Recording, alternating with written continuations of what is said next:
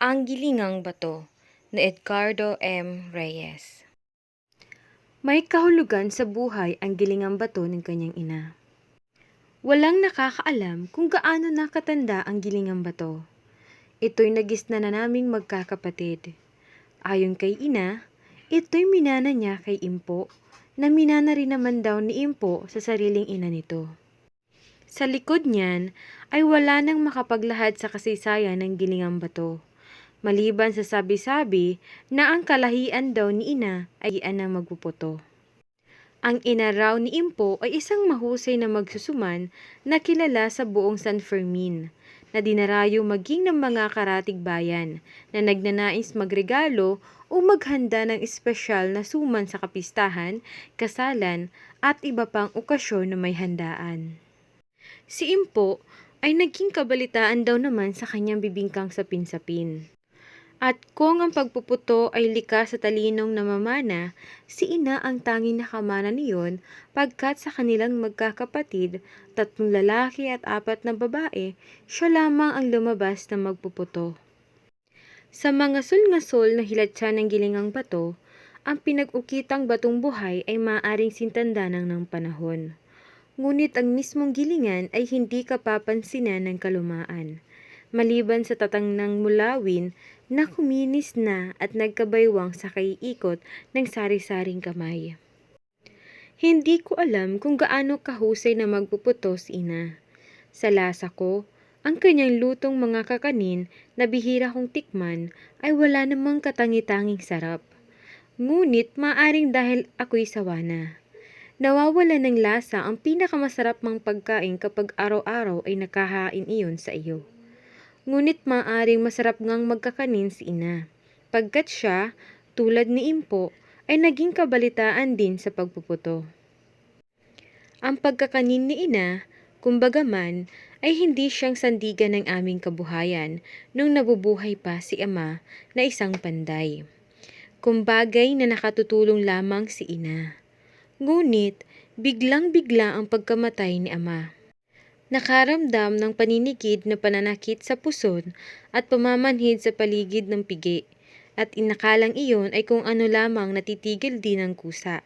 At nang pumayag na pahatid sa ospital, nang panahong iyon ay mayayaman lamang ang karaniwang nagpapa-ospital sa kabisera, ay huli na. Mula sa San Fermin hanggang sa kabisera ay 2 oras na paglalakbay sa karitela, at sa daan pa lamang ay sabog na ang appendicitis. Maliit pa ako noon, 7 o 8 taon, upang akin ang maunawaan ang kahulugan ng pagyaon ni ama at ang mga naiwan. Ngunit nang malaki na ako, ang pangyayaring na pag-uusapan pa rin paminsan-minsan ng aking mga kapatid at ang nilalaman ng kwento-kwento ay nag-aalay ng tagni-tagning kabuuan.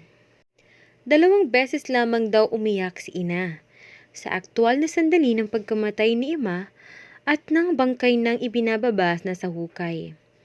Ang pait ay kinimkim sa kalooban, ayaw iluha.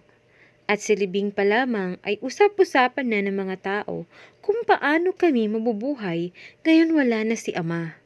Kawawa raw kami. 3 araw pagkaraan ng libing ay pinulong daw kami ni ina. Hindi ko ito natatandaan. Wala na ang ama nyo. Anong iniisip nyo ngayon sa buhay natin?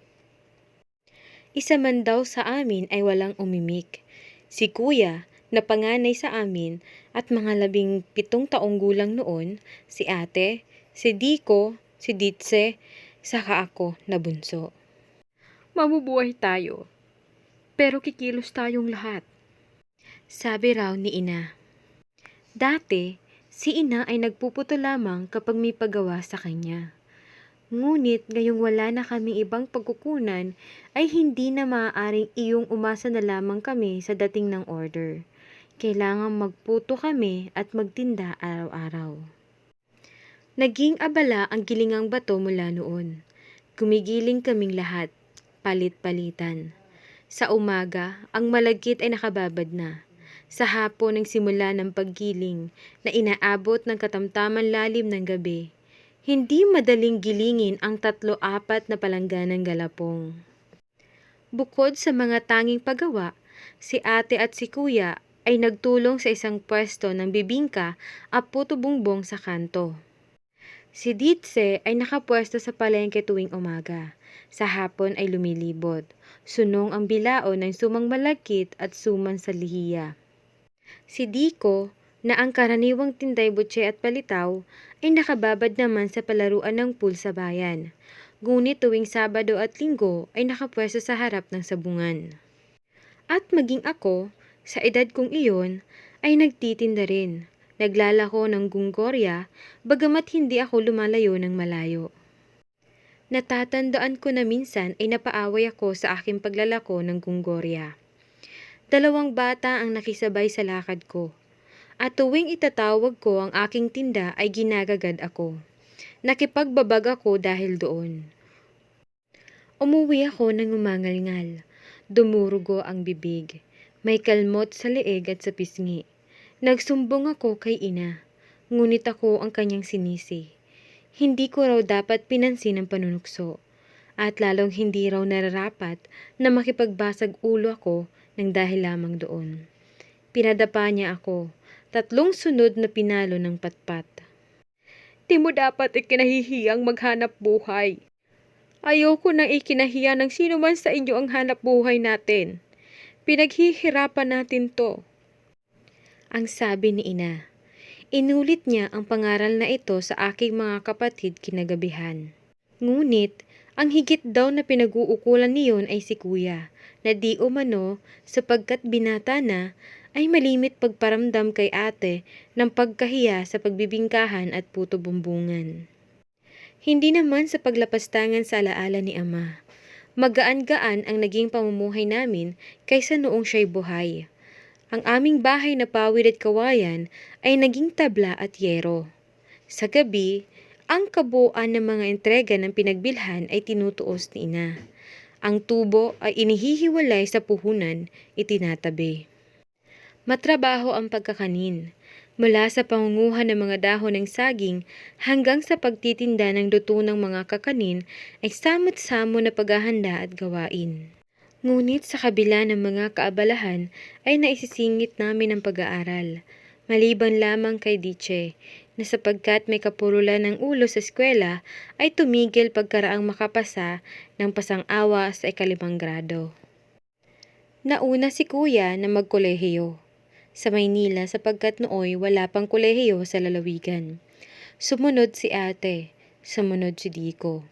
Nababawasan ng katulong ni ina sa paghanap buhay ay nadaragdagan naman ang paggugugulan. 3 na lamang kaming naghahalili sa gilingang bato. Sa isang banday, may pagpasalamat ko nang naging mapurol ang ulo ni Diche sapagkat kung hindi ay sasapit sana na ako lamang ang may iwang katulong ni ina. Patuloy ang pagtanggap ni ina ng mga pagawang puto at suman. Si Diche ang pumalit sa bibingkahan at puto bumbungan. Sa akin napasali ng pagtitinda ng kakanin sa palaruan ng pool sa bayan at sa sabungan tuwing Sabado at Linggo. Gayunman, ang kita namin ay hindi na katulad noong 5 kaming kabalikat ni ina sa hanap buhay. Tulad ng aming nakatatandang mga kapatid, nang matapos namin ni Diko ang mga kursong pinili namin at magkaroon ng sariling trabaho, ang sumunod na hinarap namin ay pag-aasawa. Si Diche ang pinakahuling nag-asawa sa amin, at ang naging kapalaran naman ay isang magsasaka. Nalayo kay ina ang kanyang mga anak, liban kay Diche, at sa napangasawa nito na nakapisan sa kanya sa dating bahay namin. Kaming 3 lalaki ay layo-layo rin ang tirahan sa Kamaynilaan. Si ate, na ang napangasawa isa ring teacher na tulad niya, ay inuwi ng aking bayaw sa sariling bayan nito, sa Santa Cruz, Laguna, at doon sila parehong nagtuturo. Ngunit, hindi kami nakalilimot ng pagdalaw kay ina, lalo na tuwing Pasko. Nasa kanya kaming lahat, pati na ang mga manugang at mga apo. Talagang matanda na noon si ina. Pilak na ang kanyang nandadalang na buhok. Luy-luy na ang kaalam na naso. Lumadadlad na ang mga pisngi. Ngunit sa larawang iyon ng katandaan ay mababakas pa rin ang katatagan at sa may kalabuan ng mga mata ay masasalamin ang kawalang pagsisisi sa kanyang buhay at sa kanyang pagiging isang ina. At bakit nga hindi? Sa abot ng kanyang kaya ay nagawa niya ang pinakamabuti para sa kanyang mga anak. Bukod sa pagdakila ng kanyang mga anak, siya'y pinupuri ng mga kakilala. Sa San Fermin, ang anak ng isang kutsero ay maaasahang magiging isang kutsero din. Ngunit kami, 4 kaming nakapag-aral, at ang ikalimay dapat sanang nakapagkolehiyo din kung hindi lamang sa isang kakulangan. Bihirang ina ang makagagawa ng nagawa ni ina. Si Diche ay abala na sa sariling mga anak upang maasikaso pa ang pagtitinda ng mga kakanin. Ngunit si ina ay tumatanggap pa rin ng mga pagawang puto at suman. Iisa ang payo ng kanyang mga anak na dapat na siyang tumigil sa mabigat na gawaing iyon. Dapat na niyang iukol ang nalalabing mga araw ng kanyang buhay sa pamamahinga. Ngunit ayaw niya kaming pakinggan. Mapapadali ang buhay ko pag sinunod ko kayo. Katwiran ni ina. Sa lungsod ay walang katatagan ang pamumuhay. Maaaring may trabaho ka ngayon, maaaring bukas naman ay wala.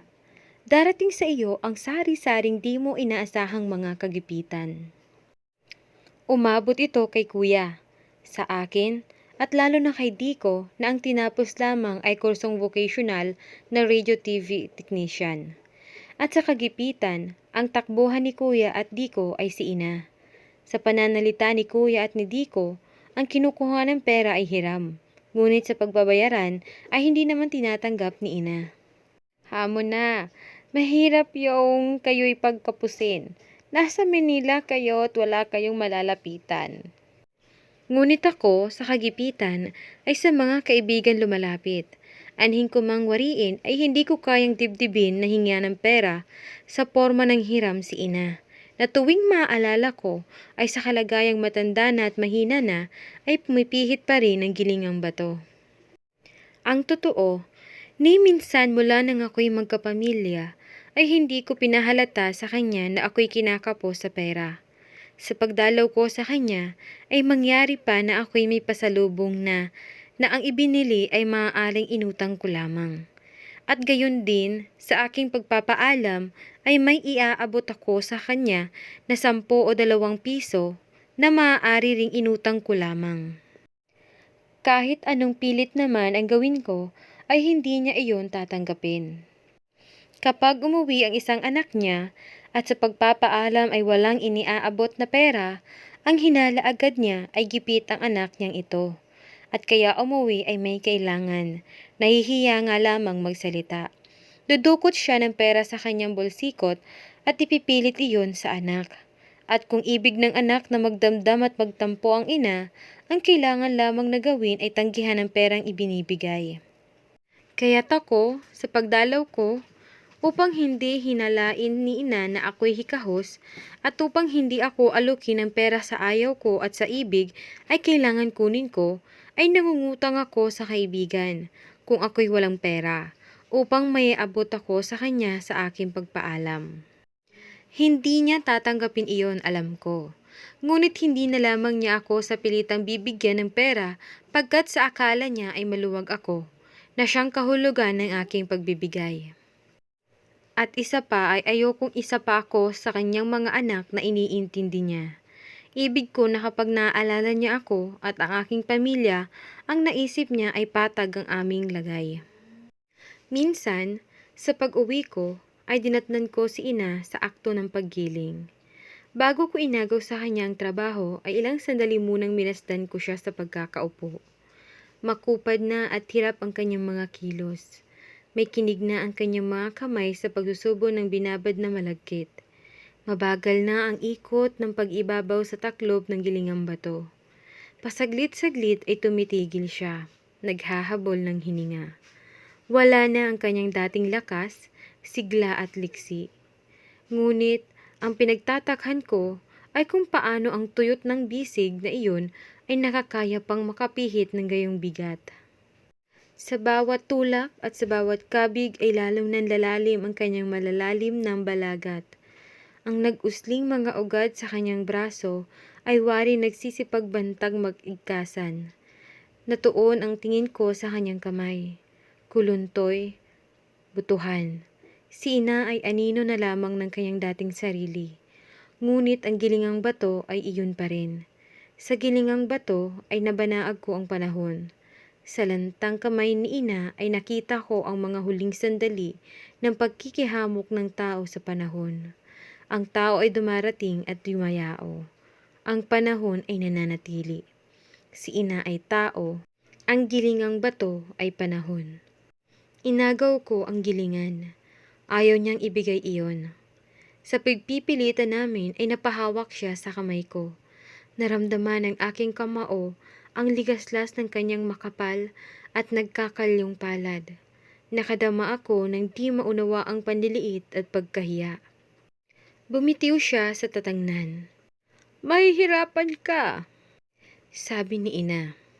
Ako, na bata at malakas ang kanyang inaalala, hindi ang kanyang sarili. Dati kong trabaho to. Ang sabi ko. Dati ko ngang gawain iyon. Ngunit ng mga sandaling iyon, na muling paghawak ng gilingan pagkaraan ng maraming taon, ay nakaramdam ako ng paninibago. Kay bigat niyon. Nangalay agad ang kanang braso ko at kinakailangan ihalili ko ang kaliwa. Napansin iyon ni ina at siya'y nangiti. Hindi ka na ata marunong. Ang sabi niya. Noong araw, kahit sa kamuraan ko, ay parang nilalaro ko lamang ang paggiling. Ang palangganay na papangalahati ko sa galapong nang hindi ako nagpapalit ng kamay. Bakit ngayon kay hirap? Nais ko na ang gaan at bigat ng isang gawain ay naaayon lamang sa kasanayan. Sino ba naman ang nagpapagawa pa sa inyo? Ang tanong ko. Isang taga-kamyas na importa. Panregalo daw sa binyagan. Hindi na kayo dapat pang tumatanggap ng trabaho. At sila, hindi ba nila nakikita na sa edad nyong yan, ikawawa naman kayo kung pagtatrabahuin pa? Kaya ko yan. Ang sagot ni ina. Hindi alam ni ina ang taon, maginang buwan at petsa ng kanyang kapanganakan. Ngunit nang siya'y namaalam at tuusin namin ay humigit kumulang siya sa 80 taong gulang. Sa huling mga araw ni ina, siya'y napag-aaninaw na at mahinang-mahina na upang makayanan pang pumihit ng gilingang bato. At ang kanyang sinabi noon, ang pagtigil sa gawaing mahal sa kanya ay maaari magpadali sa kanyang buhay, ay waring nagkatotoo. Ayon kay Diche, mula nang mamahinga si ina, ay naging masakitin ito. Bumilis ang panghihina, gayunman kahit paipod-ipod ay lumalabas ito sa kusina. Dinadalaw ang kanyang gilingang bato, na nakatabi sa ilalim ng kalanan. Hinuhugasan nito iyon, o dili kaya'y pinupunasan ng basahang-basa. Bigla rin ang kanyang pagkamatay, tulad ng pangyao ni ama. Ang kalooban namin ay handa na sa maaaring mangyari, ngunit inakala namin na mabubuhay pa siya ng mga 2 o 3 taon pa. Ngunit isang umaga ay dumating sa amin ang aking bayaw, at ibinalita na patay na si ina. Kung ano ang kinamatay, mahirap matiyak. Ngunit hinulaan namin, batay sa nakita sa kanya ng mga palatandaan bago siya namatay, na iyo'y pulmonya. 3 gabing paglalamay. Sa usap-usapan ay maraming papuri kay ina. Di naiilang patay ang napagmasdan ko sa pagkakaburol at pangkaraniwang larawan ng patay sa pagkakaburol ay hapis. Ngunit ang aming ina, sa pagkakaburol ay wari nakangiti pa. Nairaos ng maayos ang libing. At kahit sa kanyang kamatayan, kaming mga anak ay hindi nagkaroon ng pagkakataong gastusan siya. May pera siya sa kanyang bolsikot, mahigit na 200 piso, husto na sa isang payak at payapang libing. Pagkaraan, bago kami magkanya-kanya ng uwi, ay pinag-usapan namin ang tungkol sa mga naiwang pamana sa amin ni ina. Bahagi ito ng isang matandang kaugalian, hindi lamang sa amin bagkus sa buong lalawigan na sa pagyao ng isang magulang, ang bawat isa sa mga anak ay kailangang kumuha ng kahit isa man lamang na bagay na naiwan, may material mang kahalagahan o wala. Ang dapat piliin ng isang anak ay kung alin ang inakala niya na higit na mapagpapagunita sa kanya sa yumaong magulang. Ang bakuran at ang bahay ay hindi na dapat pang pag-usapan. Buhay pa si ina ay napagpulungan na namin. Si kuya, si ate, si Diko, saka ako. Na sa ano't anuman ang bahay at bakurang ay kay Diche. Itinuturing namin na siya ang pinakakawawa sa aming magkakapatid. Kinikilala rin namin na siya ang may pinakamalaking naitulong kay ina sa hanap buhay. Na kaming apat, hindi si Diche, ang higit na nakinabang. Siya rin sa aming 5 ang tanging nakapagsilbi sa aming ina sa huling panahon ng buhay nito. Inisip namin ang iba pang mahalagang bagay na naiwan ni ina. Isang singsing na may 5 maliliit na butil ng brilyante. Ibigay na rin natin yan kay Chideng. Ang mungkahin ni ate na ang tinutukoy ay si Diche. Alam ni ate na wala ni isang pirasong alahas si Diche. Yun bang gusto mo? Tanong ni kuya kay Diche. Tumango si Diche, tangong alanganin, nahihiya. Isang karaniwang hikaw na tumbaga. Kung wala nang may gusto nun sa inyo, yun na lamang ang akin para kay Esther. Ang sabi ni kuya na ang tinutukoy naman ay ang kanyang asawa. Naalala ni ate ang bulaklaking bestido ni ina. Naregalo rin naman yan ni ate sa aming ina noong nagdaang Pasko. Iyon na lang ang kukunin niya, sabi ni ate. Sa akin yung bulsikot. Baka sakaling kung ibitin ko sa loob ng aming aparay, magbigay sa amin ng kunting swerte sa pera. Ang sabi naman ni Diko. Hindi namin mapigil mapangiti. Marahil ang pinagbabataan ni Diko sa kanyang pamahiin ay ang kaalaman niya na kailanman ay hindi nawalan ng laman ng pera ang bulsikot ni ina.